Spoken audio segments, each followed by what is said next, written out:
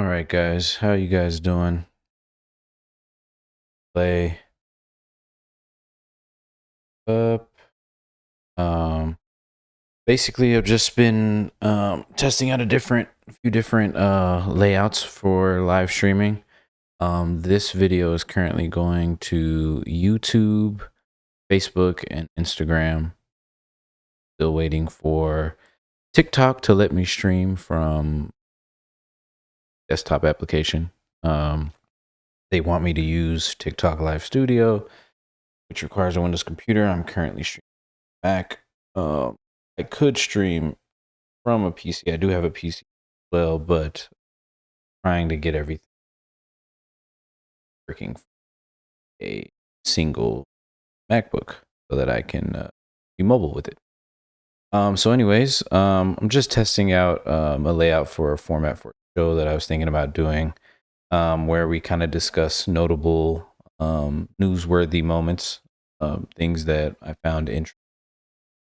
So without further ado, let me pull up the first article. Right? This is from TechCrunch. Dating safety app T breached, exposing 72,000. T, an app that allows, this was written by Anthony Reddit. T, an app that allows women to post anonymous comments about men they've supposedly dated, announced Friday that it has suffered a data breach with hackers gaining access to 72,000 images. That number includes 13,000 selfies and photo IDs submitted for account verification, as well as 59,000 images from posts, comments, and direct messages, the company said. T also said that no emails or phone numbers were exposed and that only users who signed up before February 2024 were affected. I did hear about this on Twitter. There was some there were some crafty hackers on the web that were taking the content from that was hacked and actually placing it on a map, which I thought was crazy. I was like, they're using Google Maps. They're literally uploading people's personally identifiable information and publishing it to the web and giving people like a map to where basically see where everyone's located, which is kind of scary. But um, I think the hack, considering the fact that it's only 72,000 images, in terms of scale compared to other data breaches that have happened, that I could see that being not so concerning. But at the same time, I guess they were previously using some sort of a third party verification service. And we know that now, although I don't think it's indicated in this article.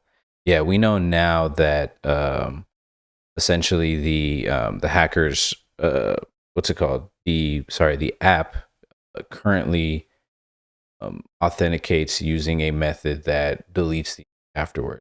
So all these images were from, says it in here. Only users who signed up before February 2024 were affected. The article. Only users who signed up before February 2024 were affected. This is what happens when you vibe code an app, and essentially, your app blows up in popularity, becomes a target. You're now the number one app in the App Store, and then guess what? Now people start looking for ways to come after you. So, and this is actually a word of caution to anyone who has an app that they're working on. You definitely don't want to take security lightly. So let's do a better job, guys. Let's see, what other articles do we talk about? Okay, this one is going to be more relevant to let's jump into, I guess, political news, but not really political news, but it is political.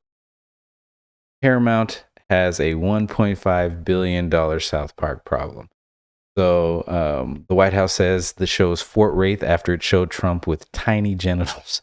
The controversy comes just as the FCC has greenlit Paramount's merger with Skydance and promised to end DEI. Um, I'm not going to go too deep into this article, but I did want to discuss it a little bit. Essentially, Paramount is in the middle of a merger with Skydance, and they need government approval for that. And they were recently sued by President Trump, and they struck a deal for $16 million. And from what a lot of legal experts were saying was that the lawsuit was frivolous in nature. They didn't believe that they had a strong case, but I mean, when it's the president of the United States that's suing you, I can at least understand um, the desire to make amends as quickly as possible.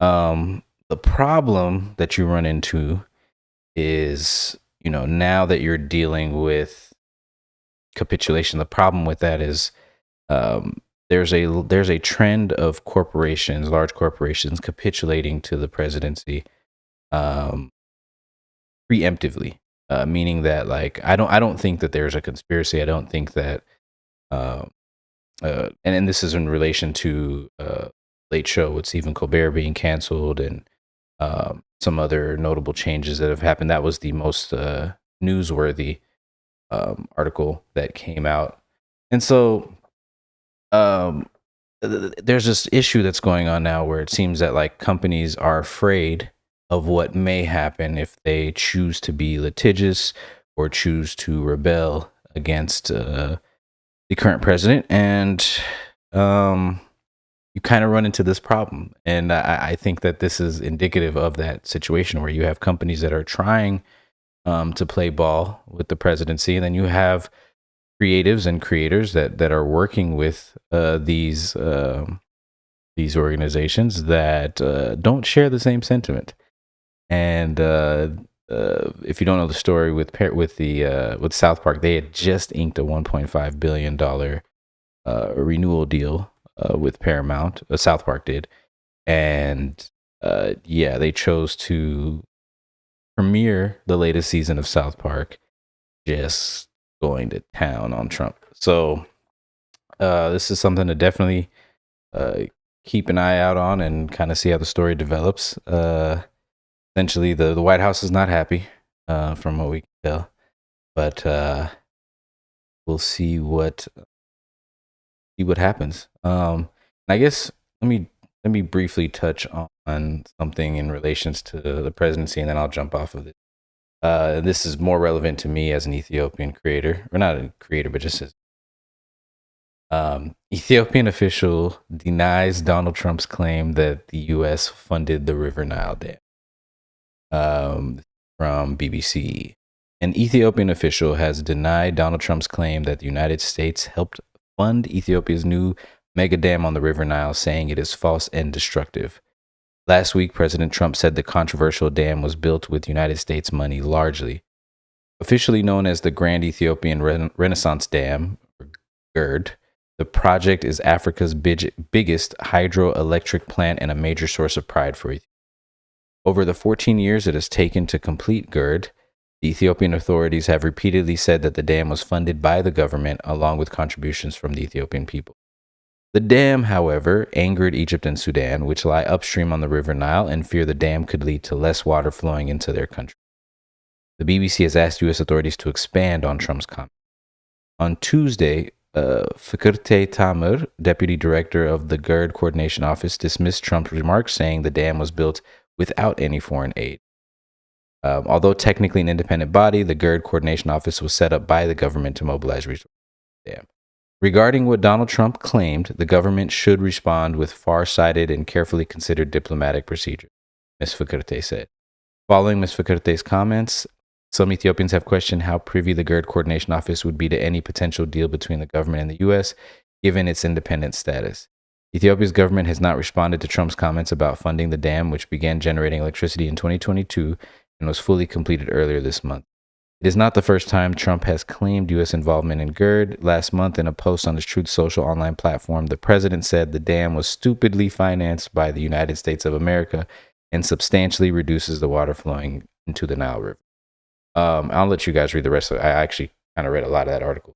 My intention is to just kind of briefly cover it and then kind of share my 2 cents. Um. Now, do I think that the dam was largely funded in with American money? Uh, I'd have to say it's a gray area, and here's why. I don't believe that the United States contributed directly to the building of the. Um, at least publicly, I don't think there's any indication that. And I could be wrong. You guys can fact check me. I don't. But as far as prior to the Trump administration, USAID, which people think is a humanitarian organization, which it does have a lot of humanitarian initiatives, but literally it's the United States Agency for National Development. I believe. I think the D is for development. Could be wrong, but um, essentially there is aid funding that does come into Ethiopia. I'm not sure what that looks like, what that has looked like since Trump has been in office, but I do know, especially with the Democratic Party, that a lot of aid funding was funneled to Ethiopia. And with when it comes to the government, even though, like for instance, there was a good point brought up by the article where they said that the GERD office is independent, so the likelihood that they have knowledge of how the Ethiopian government handles its money is very slim to none. So not really clear. We don't know. American money could have been a part of the project, but I don't think that it was. Um, I think Trump may be speaking in hyperbole. I don't think that it was largely funded by the United States, but I can take credence to the argument that some money may have funneled from that was provided to Ethiopia with a broad directive, could have potentially been funneled in the project or could have helped assist the project at certain points development. But we'll see. Let's see what else we have here. Oh, and this is actually this next article that I'm going to pull up. We'll see how you guys feel about it, but it is kind of in relation to the T app data breach, and I'll explain why in a second. The age-checked internet has arrived. This is from Wired. Starting today, UK adults will have to prove their age to access porn online. Experts warn that a global wave of age check laws threaten to chill speech and ultimately harm children and adults alike. Okay, I'm not going to go super deep into this article. I just wanted to briefly touch on a couple of things. One, here's my issue with this. Okay. I definitely I am for protecting the youth and their innocent eyes from being exposed to some of the most egregious and obscene content on the internet. I definitely understand and appreciate effort, right? The issue that I have with this is that, and I think the T app is the perfect example of that, right? Large companies like, I think it does mention a couple of companies, yeah, like Pornhub, right? That's one that a lot of people know. Larger companies, yeah, okay, they can implement security measures and handle the process of verifying your identity pretty well, but you know you're going to run into a situation where now you're expecting you know companies that we have little to no knowledge of um, collecting our personally identifiable information. Now, could they set up measures? Could they do it? Could they ethically perform this to where they're not storing any data, they're just using it to verify who you are? Yeah, sure, okay, but the challenge that you're going to run into, especially with this type of thing, is data breaches. There will inevitably be. I have full confidence that in the midst of implementing this, there will be porn sites that will get hacked and people's information will get leaked. I think it's inevitable. I think the T app issue is indicative of that.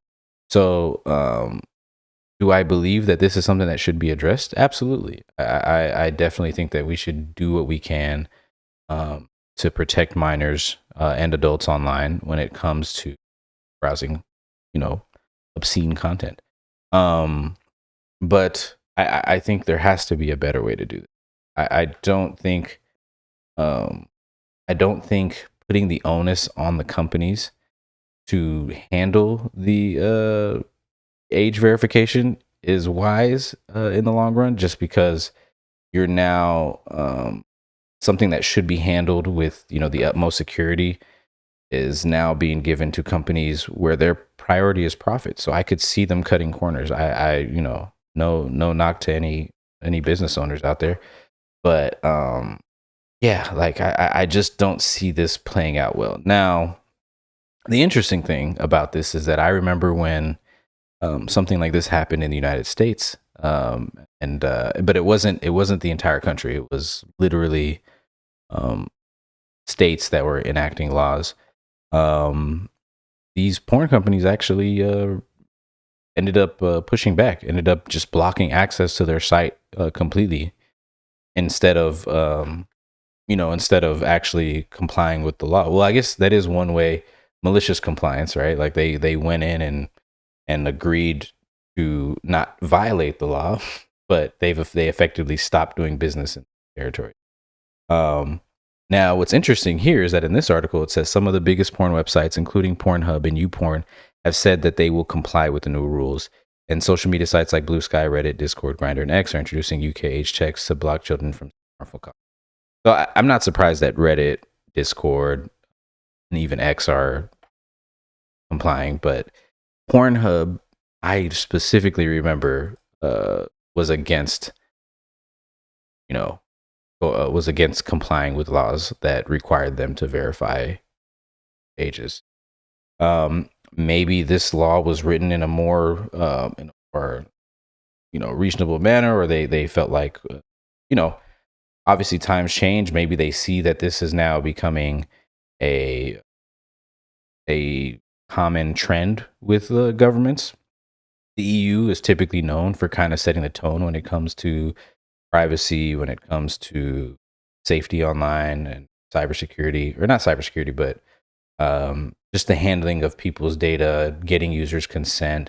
A lot of those changes came from the EU. And I'm sorry, this is the UK. So um, we'll just say Europe in general does a good job of fighting these causes. I don't know if this is the right way to go about it. That's just my.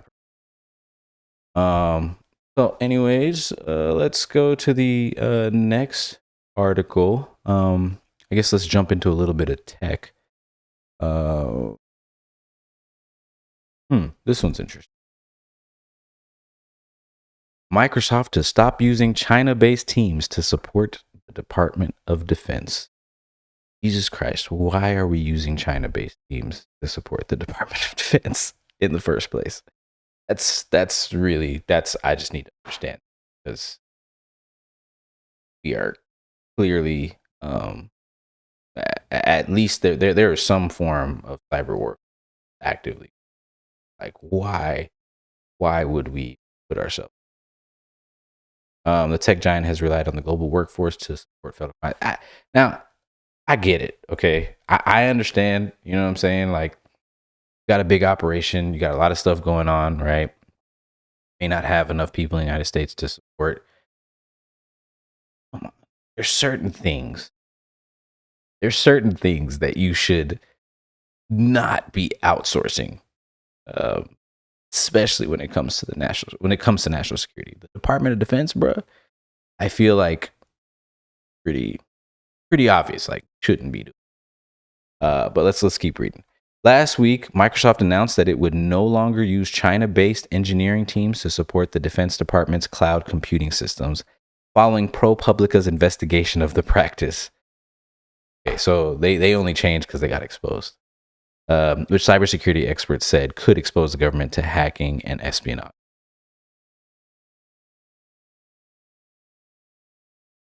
Come on. This one should be obvious. But it turns out the Pentagon was not the only part of the government facing such a threat. For years, Microsoft has also used its global workforce, including China-based personnel, to maintain the cloud systems of other federal departments, including parts of Justice, Treasury, and Commerce, ProPublica has found. We are. Okay, this work has taken place in what's known as the Government Community Cloud, which is intended for information that is not classified but is nonetheless sensitive. The Federal Risk and Authorization Management Program, the U.S. government's cloud accreditation organization, has approved GCC to handle moderate impact information where the loss of confidentiality, integrity, and availability would result in serious adverse effect on an agency's operations asset. The Justice Department Antitrust Division. I want to test out this. Let me see if I can do this. Boom. Okay. How that looks. The Justice Department's division has used GCC to support its criminal and civil. I added a zoom feature to my show, but probably better for pictures now. The Justice Department's Antitrust Division has used GCC to support its criminal and civil investigation and litigation functions, according to a 2022 report. Parts of the Environmental Protection Agency and the Department of Education have also used. Microsoft says its foreign engineers are working in GCC have been overseen by U.S.-based personnel known as digital escorts, similar to the system it had in place at the Defense Department. Okay. I kind of understand this, okay? I understand having a digital escort, right? But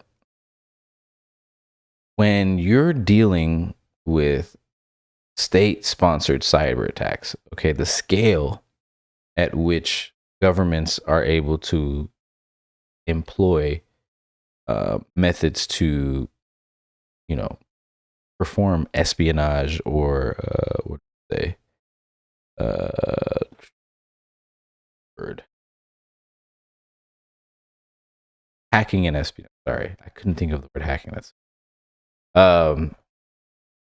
yeah, like I can definitely see the Chinese government saying, okay, so you guys are currently working for Microsoft on projects that involve the Department of Defense. Okay, great. You're we're gonna go ahead and take over this account and find vulnerabilities. Like, I don't know. Like it's like you're just opening yourself up to more threats and essentially giving them access to the front door. Granted, yeah, you've got somebody standing there watching them, right? But what if they're good at sleight of hand? What if they can do something in your face and then behind, you don't even know it? You know what I'm saying? Put a Molly in a drink, she ain't even know it. Can't believe I just quoted Ross right there. Please forgive me. People don't clip that. Anyways, let's keep going.